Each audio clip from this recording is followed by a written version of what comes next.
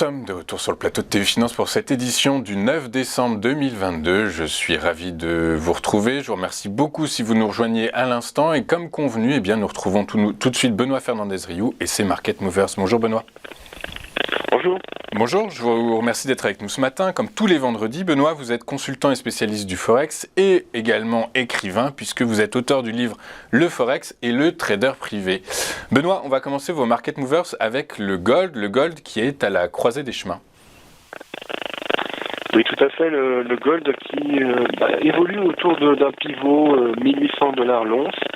La semaine dernière, il était peu au-dessus. Là, aujourd'hui, on est toujours à 3 points au-dessus, en fait, à 1803 au moment où on parle. Et c'est vrai qu'on a évolué un petit peu au-dessus, un petit peu en dessous ces derniers temps.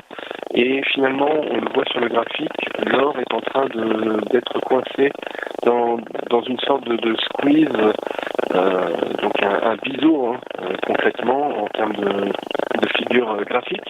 Un biseau qui devrait se terminer prochainement, c'est-à-dire dans les séances de la semaine prochaine. Et on devrait, à la faveur des biseaux, soit sortir violemment à la hausse, soit sortir violemment vers le bas.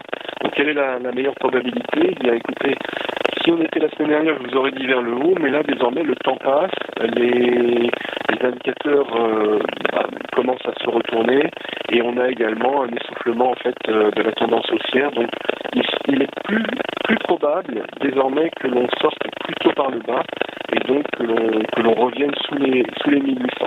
Si jamais on venait à casser 1830, 1840 de manière très franche, à ce moment-là, ça serait un boulevard pour rejoindre les 1880 puis 1900.